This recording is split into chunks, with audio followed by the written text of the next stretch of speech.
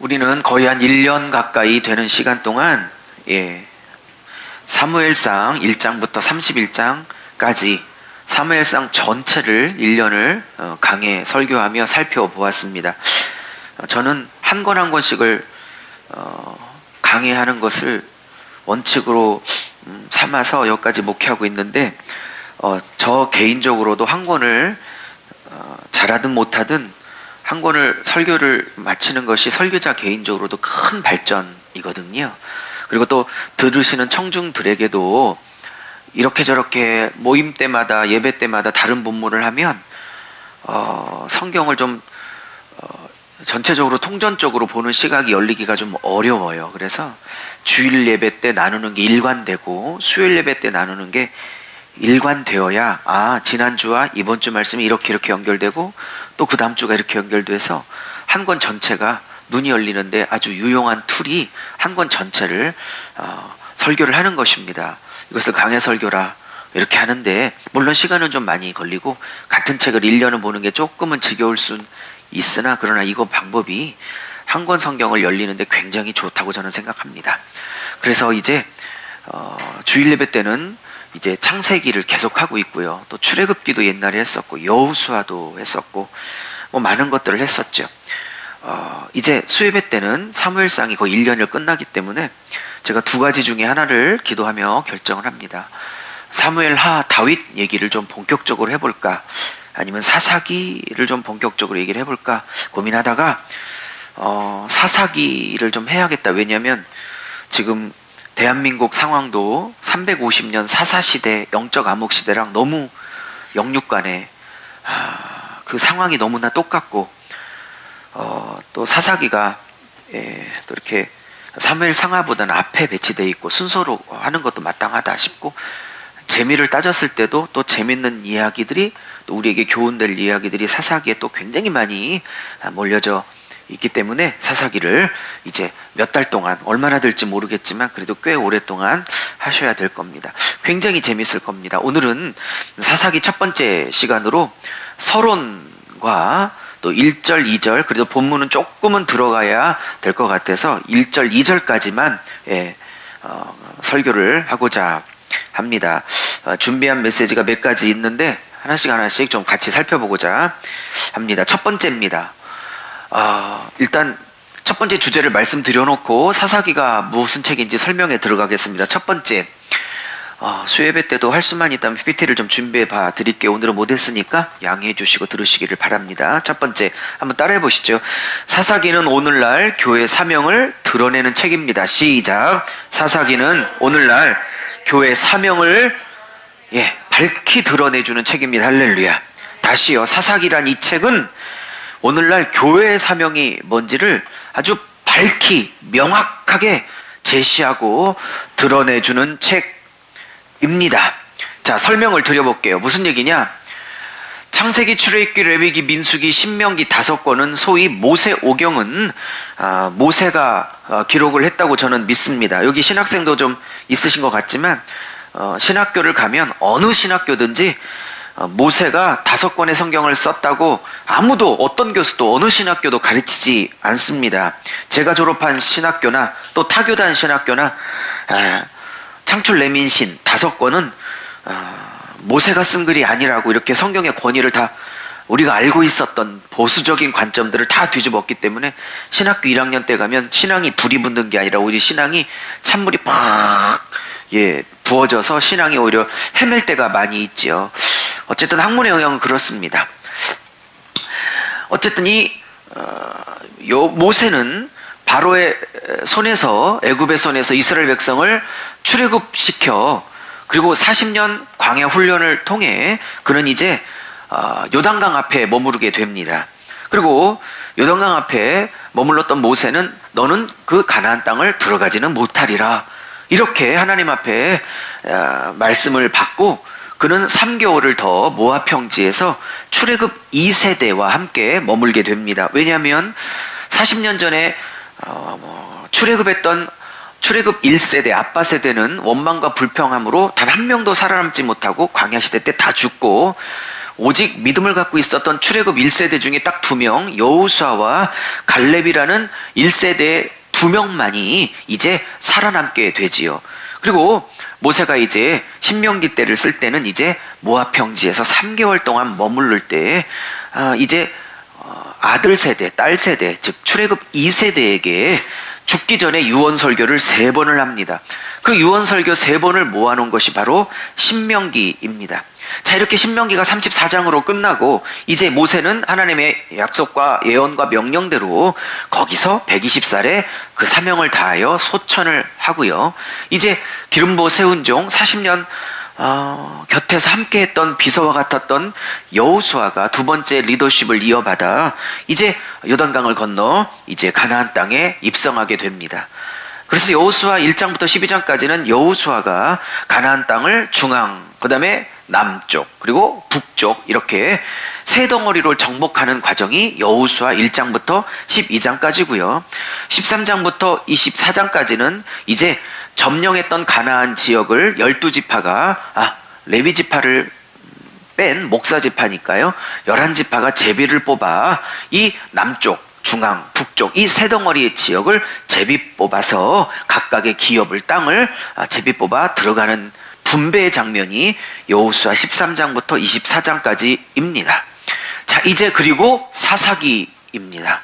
그러면 모세도 120 되어서 그 사명을 다하자 하나님이 소천 부르셨고 여호수아도 110세 사명을 다하자 부르셨습니다.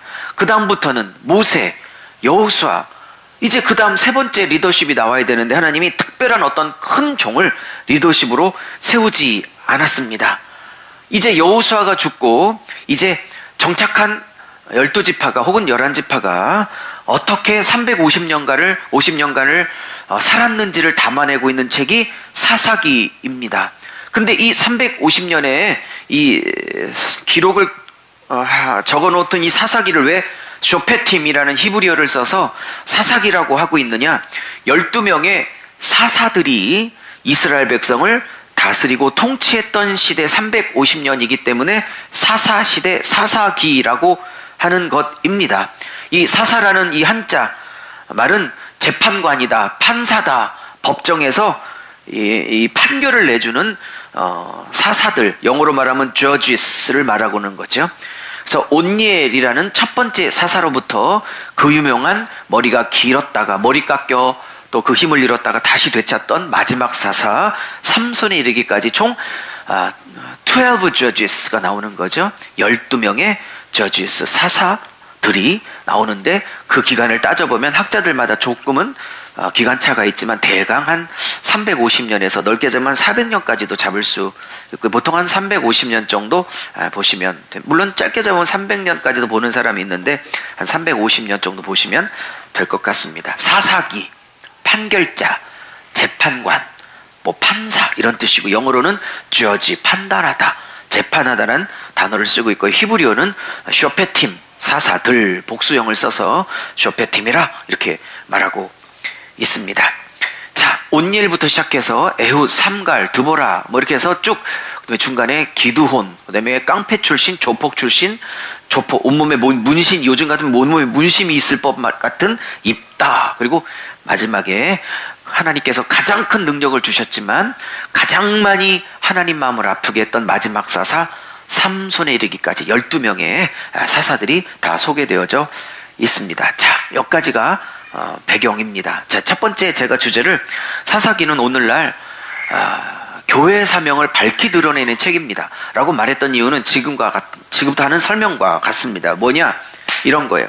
저는 이제 많은 목사님들과 함께 성경을 한 3년, 4년째 나누고 있습니다. 한 과목 한 과목씩 전국에 계신 초교파 목사님들에게 성경을 가리키고 있는 사역을 하고 있다는 건 여러분이 뭐 우리 성도들이라면 잘 알고 계시지요. 제가 여호수아를 목사님들하고 서울 대전에서 열심히 강의하고 그 다음 달에 사사기를 강의를 하고 즉 여호수아와 사사기 2권의 책을 딱 끝내고 난 다음에 제가 드는 생각이 있었습니다.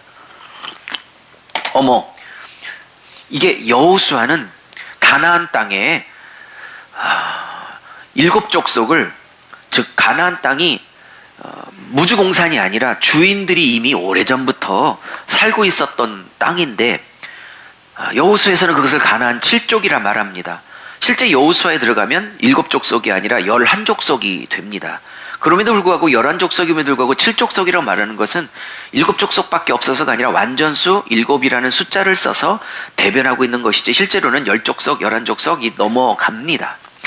어쨌든 이 가나안 7족을 여호수아가 살아생전에 12지파와 함께 주력 부대를 다 박살을 냅니다. 그리고 여호수아는 110세에 하나님 앞에 소천을 하게 되지요. 그러면서 여호수아 23장, 24장에 뭐라고 하냐면 내가 주력 세력은 조금만 각색을 해볼게요. 이해하기 쉽게. 내가 주력 세력은 다 무찔렀지만 너희와 함께 내가 다 잔당은 토벌하지 못하고 내가 하나님 앞에 간다. 제가 조금만 각색할게요. 그러니 내가 가더라도 남은 너희들은 내가 없더라도 남아있는 잔존 세력을 반드시 다 토벌하여 하나님이 세우라고 하셨던 하나님의 나라를 온전하게 세워야 한다. 그리고 주력 세력이 깨트렸다 할지라도 아직은 잔존 세력이 외곽에 여전히 호시탐탐 노리고 있기 때문에 이 잔존 세력과 타협하고 이 잔존 세력을 쫓아내는 일을 게을리 한다면 이것이 너희들에게 옆구리에 가시가 될 것이다. 그러니 너희들은 나와 약속해라. 섬길 자를 택하라.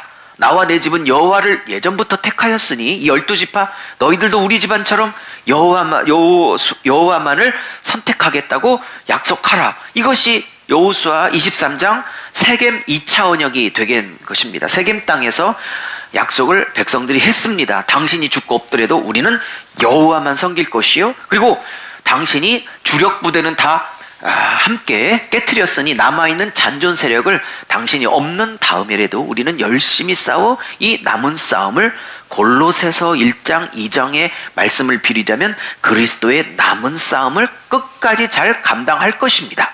라고 말을 하고 꽝꽝 도장을 찍은 것이 여호수아 23장, 24장 세겜 땅에서 맺었다고 그래서 세겜 언약 2차 언약이라고 합니다. 참, 여기까지 창세기부터 여호수아까지 6권을 다 훑었어요, 지금 제가. 그리고 이제 여호수아는 죽었습니다. 그리고 이제 오늘 1장 1절이 시작되는 겁니다. 자, 제가 여호수아 다 가리켜보고 사사기 다 가리켜보고 드는 느낌이 이거여서 어머, 여호수아는 사탄의 머리를 십자가와 부활이라는 그 사건을 통해서 사탄의 머리를 깨트려 버리신 사탄의 주력 부대들, 사탄의 주 세력을 꺾어버리신 예수님의 초림 사역에 해당되는 것이 여호수아구나.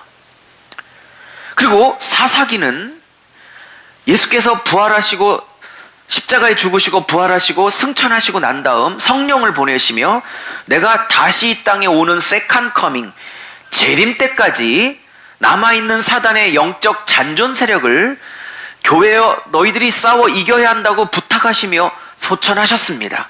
그리고 그 싸움에 교회에게 성령을 부어 그 잔존 세력을 재림 때까지 다 토벌하는 일에 주님은 성령으로 함께 하시겠다고 약속하셨습니다. 그렇다면 지금 여호수아와 사사기를 제가 어디에 지금 적용시키고 있냐면 신약시대 때 예수님이 하신 일과 그리고 예수님 이후에 성령과 함께 해야 될 교회의 사명과 지금 구약을 연결시키고 있는 깊은 얘기를 드리고 있는 겁니다. 제가 이런 얘기들은 목사님들에게만 주로 드리고 있지만 우리 성도들은 저한테 11년 말씀을 배웠으니까 이 정도는 제가 이해할 거라고 저는 믿습니다. 그러므로 전체적인 것을 봤을 때 여호수아서는 다시 말하면 여호수아가 또 공교롭게도 여호수아가 예수님하고 어원이 똑같죠? 구원자라는 어원이 말의 의미가 똑같다라는 거 아시죠? 아시죠? 여호수아, 예수, 히브리어는 예슈아 똑같은 얘기입니다. 똑같아. 히브리어로 똑같아 예슈아라고. 그렇기 때문에 여호수아. 그래서 가나안 땅의 주력 세력들, 주력 부대들을 깨트렸던 여호수아는 사탄의 머리통을 십자가와 부활의 능력으로 깨트렸던 예수 그리스도의 초림 사역을 말하는 게 여호수아다라고 말할 수 있습니다. 그런데 왜 하나님이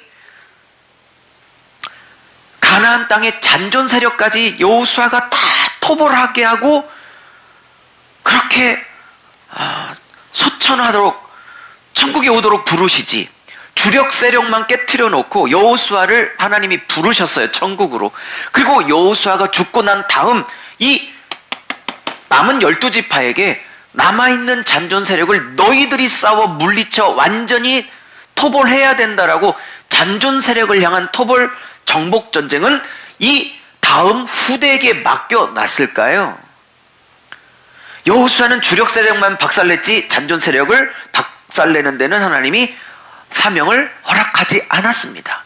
잔존 세력의 사명은 그 다음 후손들의 사역이 되겠습니다. 사랑하는 여러분, 예수께서 십자가 죽으시고 3일 만에 부활하시고 그렇게 어둠의 사단의 권세 머리통을 다 박살낼 때에, 제가 머리통을 박살낸다는 뜻이 어디서 나왔는지 잘 아시지요?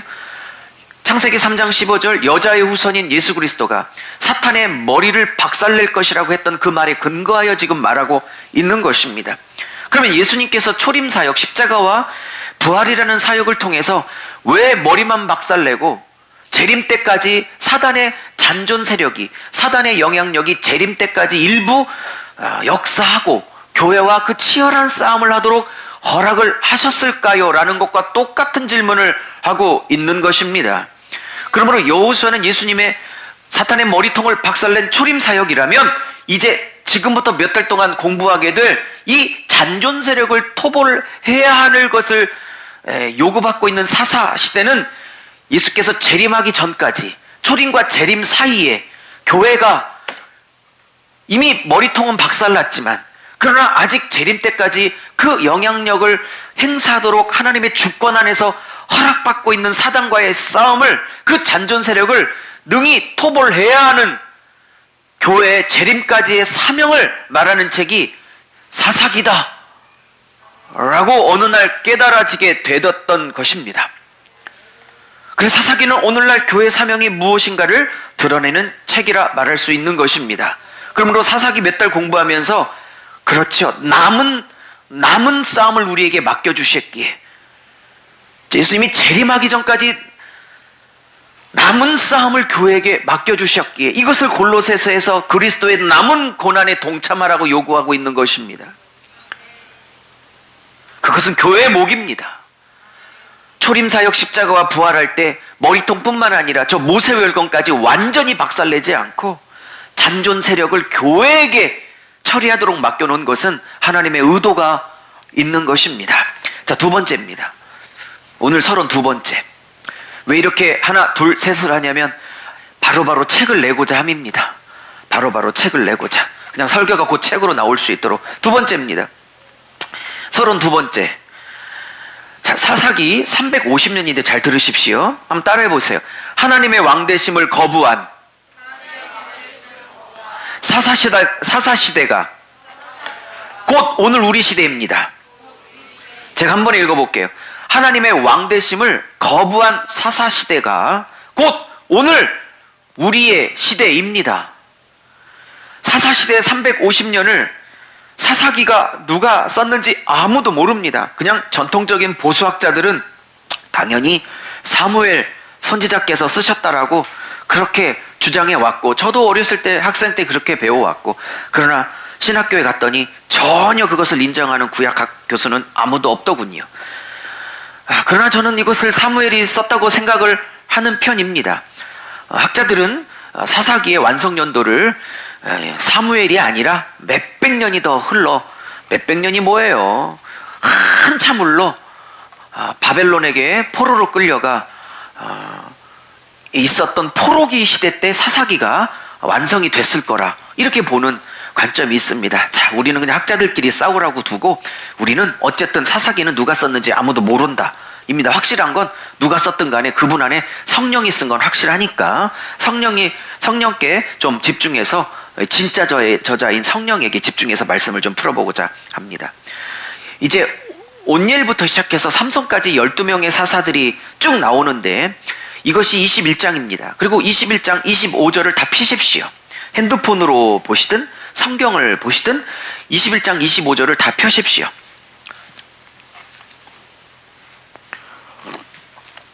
오늘 6가지 정도 하려고 나누어서 일부러 말을 빨리 하고 있는데도 빨리빨리 진행이 안 되네요. 자, 21장 25절은 완전히 암송하셔야 됩니다. 한 1년 동안, 1년까지는 안 갈 것 같은데, 어쨌든 한 6, 7개월 배울 동안 21장 25절은 사사기의 영적 평가, 350년을 향한 이 암흑시대에 대한 사사기 저자의 350년에 대한 진단입니다. 영적 진단. 그는 이렇게 진단합니다. 같이 읽겠습니다. 시작. 그때에 이스라엘에 왕이 없으므로 사람이 자기의 소견에 오른 대로 행하였더라. 이것이 사사기를 누가 썼는지 모르지만 이 저자의 350년을 향한 전체적인 평가입니다. 이 저자는 350년을 돌이켜보며 사사시대 12명의 시대를 이렇게 평가합니다. 두 가지로 얘기합니다. 첫째, 이스라엘에 왕이 없었던 시대다라고 평가를 합니다. 여러분, 하나님의 왕되심을 거부했던 이 수천 년 전 사사시대를 우리가 몇 달 동안 살펴보는데 이게 2019년 한국 교회랑 똑같습니다. 사사시대를 저자는 이렇게 평가합니다. 첫째, 이 백성에게 왕이 없었던 시대다. 근데 여쭤보겠습니다. 이스라엘에 왕이 있습니까? 없습니까? 당연히 있습니다. 눈에 보이는 인간왕은 없을지라도 모세오경, 특별히 신명기라는 말씀을 통해서 그것을 순종하는 백성들을 다스리고 계셨던 보이지 않는 왕, 그러나 실제 존재하시는 왕, 보이지만 않지 실제로 살아계시는 왕. 여러분, 하나님이 안 보이지만 실제 살아계신다고 믿으십시오. 그러기에 여기에 저자가 이스라엘에 왕이 없었다는 건 실제로 하나님이 없었다는 뜻이 아니라 이것은 뭘 얘기하냐면 이 사사시대 때 이 사람들이 12지파 사람들이 목사를 대변하고 있는 레위지파까지 포함하면 12지파의 사람들이 왕이신 하나님을 거부했다는 뜻이지 왕이 없었다는 뜻이 아닙니다. 사사시대는 오늘날 우리 시대랑 똑같습니다. 당연히 예수를 믿지 않는 사람들은 자기 자신을 왕으로 삼고 살고 있기에, 그지요? 하나님의 왕되심을 거부하는 건 너무나 당연합니다. 그러나 제가 지금 사사시대와 2019년이 너무 닮아있다고 말하는 건 교회 밖, 예수 밖에 있는 예수를 거부하는 사람들을 말하고 있는 게 아닙니다. 소위 1000만 가까이 되는 이 대한민국의 성도들을 향한 메시지입니다. 이스라엘 백성이 하나님이 왕이심에도 불구하고 이스라엘 백성에게 왕이 없었다고 25절은 마지막 평가를 합니다. 정말 왕이 없었던 게 아닙니다. 왕이신 하나님을 왕으로 인정하기 싫어서 그 누군가를 왕으로 인정했다라는 겁니다. 그러니 사랑하는 여러분, 예수 믿노라 하고 예수를 주인이라고 맨날 주님 주님이라고 부르지만 그 주인이라는 것은 뭡니까? 내 삶의 주권자요, 왕이란, 킹이란 뜻이 아니겠습니까? 그런데 입술로만 하나님을 주인, 왕이라고 해놓고 정말 그 왕이신 예수님을 왕으로 인정하며 그 왕되심 앞에 삶의 전 주재권을 내어드리며 사는 성도들이 몇이나 될까요? 저는 사사기 마지막 장 마지막 절에 저자의 350년의 진단을 보며 이것이 남의 얘기가 아니구나라고 생각을 하는 겁니다. 불신자를 말하는 게 아닙니다. 예수를 믿고 있는 목사와 같은 저, 권사님들, 집사님들, 장로님들, 그리고 여러분 우리 청년들, 정말 하나님을 왕으로 모든 영역에 모시고 있는 겁니까? 내가 인정할 부분만 왕으로 모시고 내가 인정하고 싶지 않은 부분엔 여전히 내가 왕이라면 이 사사기는 남의 얘기가 아니라 오늘날 나에게 하시는 말씀으로 몇 개월을 들어야 할 것입니다. 오늘 이 21장 25절에 나오는 이 이스라엘의 왕이 없으므로 각각 자기의 소견에 오른 대로 살았다라는 이 표현은 17장에 한 번, 18장에 한 번, 19장에 한 번, 21장에 한 번, 총 4번이 나옵니다. 의도적으로 이 저자가 후반부에 집중적으로 이 얘기를 하고 있습니다. 여러분, 하나님을 왕으로 모시는 걸 거부하면 반드시 영적 암흑기 350년이 그 인생에 밀어닥치게 돼 있습니다. 그렇다고 사사기 350년이 맨날 못 살고 못 먹고 경제적으로 힘들었다, 그렇게 말하는 게 아닙니다.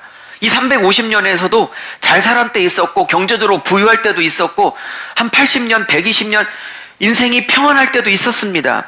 그러나 전체적인 시기를 놓고 보면 먹고는 잘 살았지는 모르고 떵떵거리며 살 수는 있을 몰라도 하나님을 왕으로 모시는 걸 거부해버렸기에 하나님의 관계가 박살나 살았던 350년이기에 겉으로는 잘 먹고 잘 살았지는 몰라도 하나님의 관계가 박살난 시대였기 때문에 많은 학자들이, 그리고 저 또한 이렇게 말하는 겁니다. 아무리 잘 먹고 잘 살았어도 이 시대는 영적 암흑기라고요. 뭐 아무리 인생이 잘 풀리고 어쩌고저쩌고 해도 하나님의 관계가 박살났기 때문에 여기는 영적 암흑기인 겁니다. 내가 좀 물질이, 인생이, 건강이, 사업이 좀 어려워도 내가 하나님을 왕으로 모시고 있다면 그것은 광명의 시대이지 암흑기가 아닌 겁니다. 자, 세 번째입니다. 세 번째, 오늘 1, 2절 조금 해드리고 보내야 될 것 같아서 세 번째입니다. 서론입니다. 아직도 서론. 자, 3번이 가장 중요한 관점입니다. 뭔 얘기냐? 이제 사사기를 목사님들하고 나누려고 시중에 나가서 많은 사사기 주석책과 또 많은 유명한 목사님들의 사사기 설교집을 쫙 살펴보았습니다. 꼭 필요한 한두 권만 사오려고요. 근데 살 책이 없었습니다. 왜냐? 비싸서요. 그런데 한두 권은 사왔습니다. 근데 비싸서도 못 샀지만 살 만한 책이 없었습니다. 이유는 그렇습니다. 굉장히 두껍고 판매 순위는 굉장히 높은 순위에 올라 있지만 제 마음에 들지 않았습니다. 왠지 아십니까? 대강 내용들이 이런 겁니다. 그리고 실제로 제목들도 이렇게 잡은 사사기 강해 설교집도 많았습니다. 난세의 영웅들. 제가 하나님이 저에게 가르치신 사사기와 너무 충돌해서 고를 수가 없었습니다. 제가 또 이렇게 했더니 너만 잘났냐? 이렇게 또 댓글에 누가 썼더라고. 너만 잘났냐? 제가 또 댓글에 또 달았죠. 어떻게 하셨냐고. 나만 잘난지. 참네. 네 관점만 새롭냐? 이렇게 공격하는 인간들이 많아서 참네. 초연을 해야 되는데 어쨌든 사사기의 관점이 다 이런 겁니다. 위기에서 민족을 구원한 난세의 영웅들, 불멸의 영웅들, 이런 식입니다. 제가 아무리 사사기를 또 읽어보고 또 읽어봐도 사사기 12명을 향한 하나님의 그 저자의 의도는 누군지 모르지만 단 한 번도 위기에서 민족과 나라를 건져낸 불세출의 난세 영웅이라는 관점이 하나도 없습니다. 사사기는. 오히려 사사기는 어떤 거냐? 어떻게 이런 인간을 쓰셨지? 어떻게 이런 자격 없는 자를 쓰셨지? 그래서 사사기는 민족을 구원한 불세출의 난세의 영웅이란 관점이 아니라 이런 인간도 쓰셨다면 하나님이 너도 쓰고자 하신다 라고, 이렇게 하나님이 도대체 누구를 들어 쓰시는지, 그래서 불세출의 난세 영웅을 들어 쓰는 게 아니라 장애인이라고 취급받았던 두 번째 에훗, 난 왼손잡이야. 죄송해요. 왼손잡이야. 이적 노래처럼. 그죠? 이 장애인 병신 취급, 죄송합니다. 말이 세서. 그 당시에, 요즘은 사우스포, 왼손을 써도 전혀 아무런 차별이 없는 시대지만 제가 어렸을 때는 사우스포 그러면 약간 좀 따돌림 받은 경향이 있었어요. 제가. 많은 나이는 아니지만. 그렇지만 여기는 지금 수천 년 전 얘기니까 더 그랬겠죠? 그러니까 지금 두 번째 사사인 에훗, 이런 사람들 보면 지금 다 왼손잡이거든요. 이런 사람들을 하나하나 이제 12명을 살펴보다 보면 불세출의 영웅, 난세를 구원한 대단한 사람들, 이 정도 됐으니까 하나님이 썼구나, 12분을 라는 개념이 아니라 어떻게 이런 것들을, 죄송해요, 어떻게 이런 분들을 갖다 쓰셨지? 라고 독자들에게 말하고 있는 책이 사사기며, 그것을 통해서 이런 자도 내가 불러서 썼는데 내가 너도 쓰려고 한다. 난세 영웅이 아니라 평범 이하의 사람들을 불러 한 민족과 시대를 구원했던 진정한 사사, 나 하나님을 드러내고자 하는 책이 사사기입니다. 그러므로 네 번째는 뭐냐? 서론의 마지막 네 번째는 뭐냐? 12명의 사사를 동원하고 있지만 이 사람들을 보며 이들은 절대 사사가 아니라는 것. 그러면서 사사기의 마지막 선 이겁니다. 이 사람들은 진짜 사사가 아니다. 이 위험한 위기의 시대 때 이 민족과 나라를 12지파를 구원했던 진짜 사사는 여호와 나 하나님만이 진짜 사사이다 를 드러내려고 말도 안 되는 평범 이하의 12명을 들어다가 진짜 사사인 하나님을 강조하려고 하는 책이지, 난세의 영웅으로서, 불세출의 영웅으로서의 12명이 단 한 번도 제시되지 않고 있음을, 왜 성경을 다 거꾸로 그렇게 쓰고 주석을 하고 있는지 도대체 담임 목사인 저는 이해를 할 수 없는, 이사야에서 말하는 것처럼, 우리 지난주 일부 설교처럼 나는 나의 영광을 절대로 사람과 우상에게 빼앗기지 아니하겠도라는, 혼자만 영광을 받으시고 혼자만 높임을 받으시고 혼자만 사사이고 싶은, 그래서 제가 하나님 앞에 약간 H.O.T 시절에 같은 쌍벽을 이뤘던 은지연이 속해 있던 그룹이 뭐더라? 알아요, 잭스키스. 지금 생각났어. 그 잭스키스가 불렀던 폼생폼사. 저는 이 사사기만 보면 혼자만 폼내고 싶고 혼자만 빛나고 싶고 그만할게요. 여기까지가 서론입니다. 자, 그럼 오늘 1절 2절 잠깐 나누겠습니다. 오늘 서론도 있지만 1절 본절로 들어가면 더 재밌거든. 여러분 한 8개월 가게 될 텐데 사사기 진짜 됐다 재밌을 것입니다.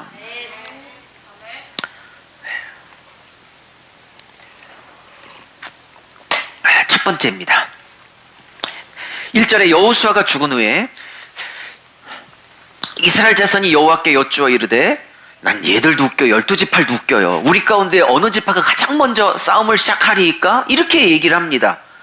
아니, 여호수아가 얼마 전에 죽기 전에 함께 세겜 땅에서 약속을 맺을 때 내가 죽으면 레위 지파는 이제 땅을 안 줬고 목사 지파니까 안 줬지만 11지파는 니들 다 제비 뽑아서 각자가 싸워야 될 땅을 다 제비 뽑았으니까 나 죽고 나면 각자가 열심히 싸우겠다고 약속을 빵빵 찍었지 않았습니까? 그게 세계 뭐냐고 말씀드렸지 않았습니까? 그러면 저는 1절을 묻고 있는 이 11지파가 참 이상해요. 이걸 왜 묻고 있습니까?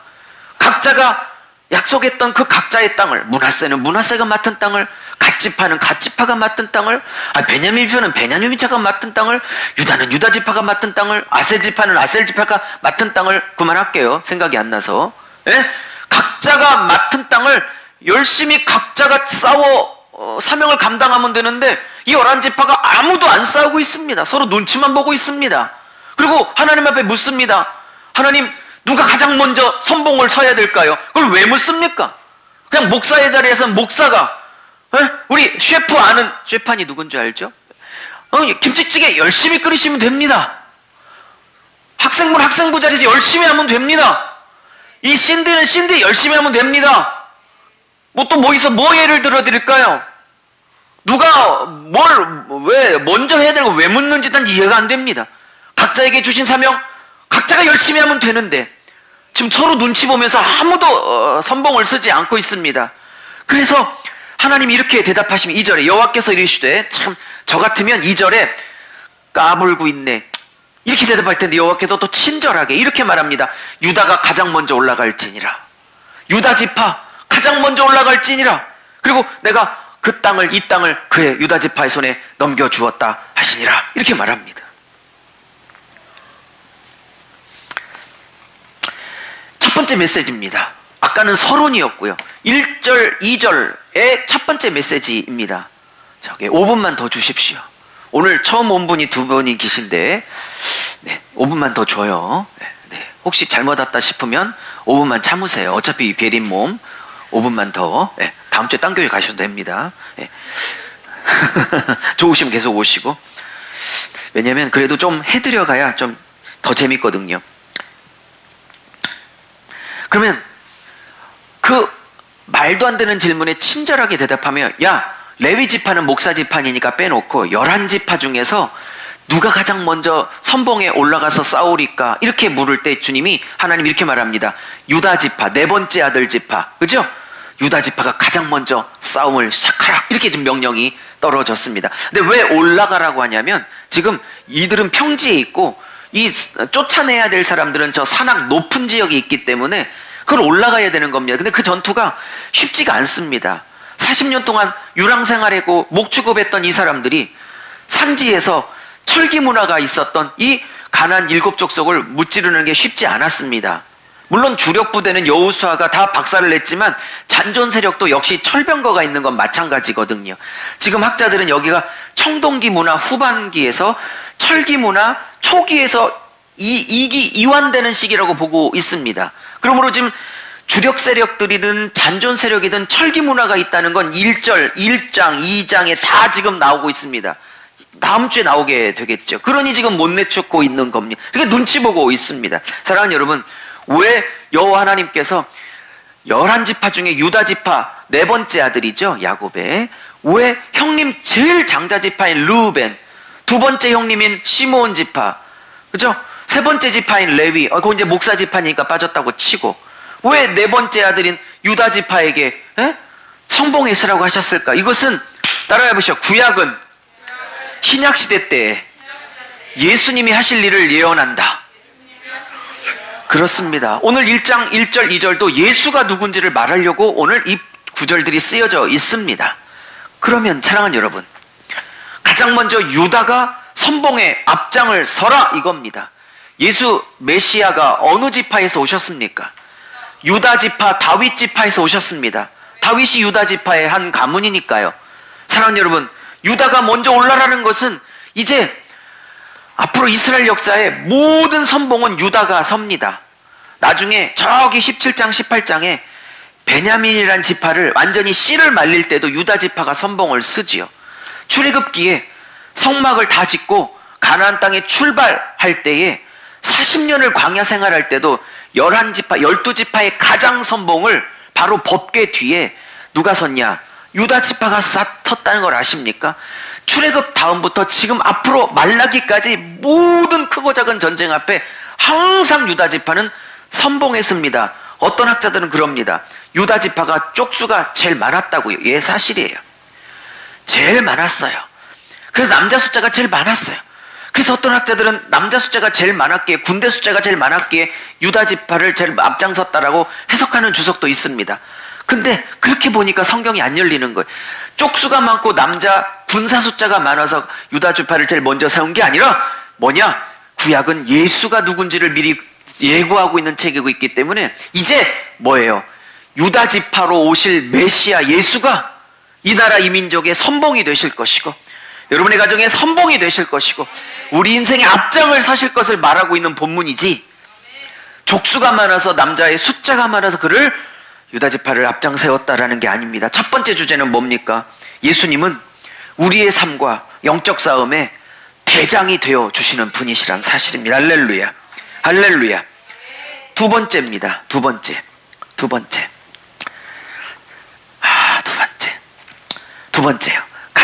두 번째는 이겁니다. 아까 지금은 예수님 중심으로 적용을 했다면 이것은 목회자니까, 설교자여 목회자인 저 자신에게는 교회에 이런 자가 꼭 필요하다고 생각합니다. 두 번째는 뭐냐? 가장 먼저 영적인 돌파를 해낼 사람이 교회에 꼭 필요합니다.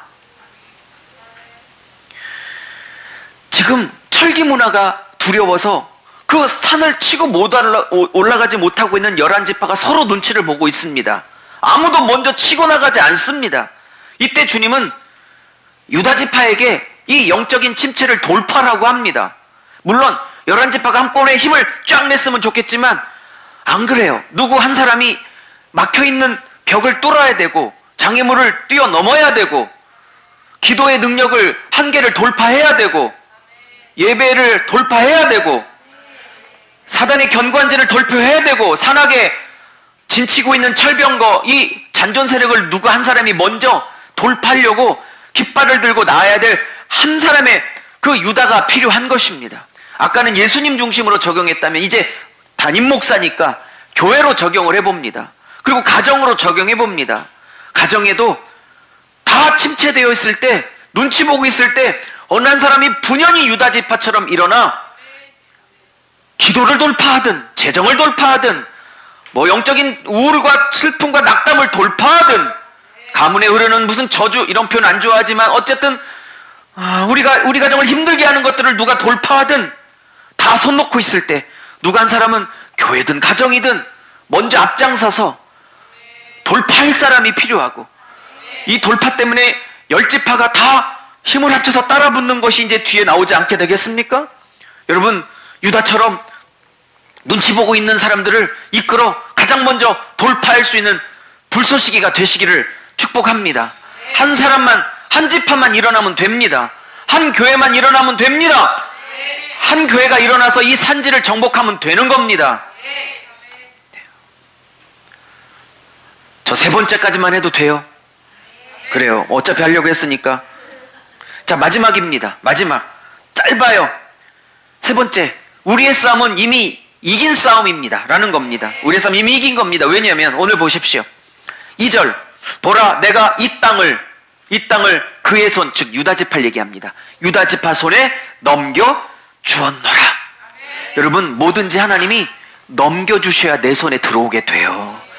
그게 물질의 축복이든 뭐 건강의 자식의 축복이든 뭐 우리 교회 부흥이든 뭐 결혼이든 남편이든 아내든 신랑감이든 뭐든 하나님이 하늘 창고에서 열어서 얘다 너 누리고 살아라 하고 너의 손에 이렇게 넘겨주셔야, 하나님의 걸 내 손에 넘겨주셔야 내 손에 들어오게 되지 안 돼요.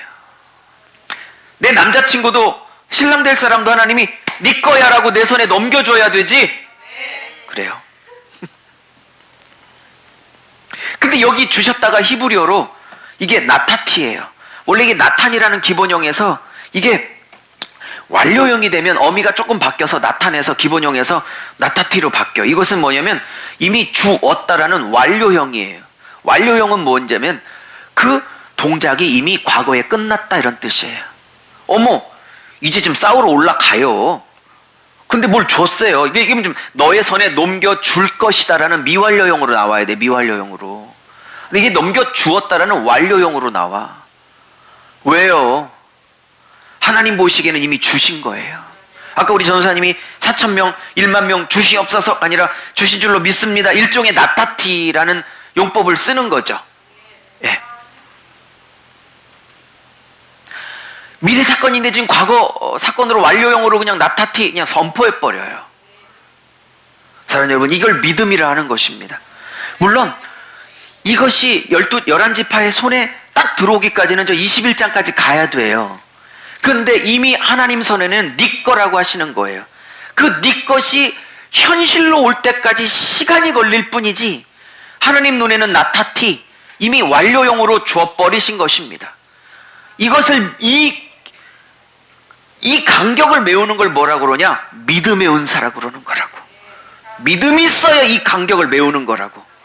예수 믿을 때 나 천국 가고 지옥 안 가게 됐어요 라는 구원받을 때의 믿음을 말하는 게 아니라 고린도전서 12장에서 말하는 믿음의 은사는 이 하나님의 약속과 실현 사이에서 흔들리지 않는 그 부분을 말할 때 은사로서의 믿음을 말하는 거예요. 그 부분이 부족한 사람들은 맨날 흔들리게 돼 있는 거예요. 그래서 이 부분이 약한 사람들은 믿음의 은사를 구하여야 하는 거예요.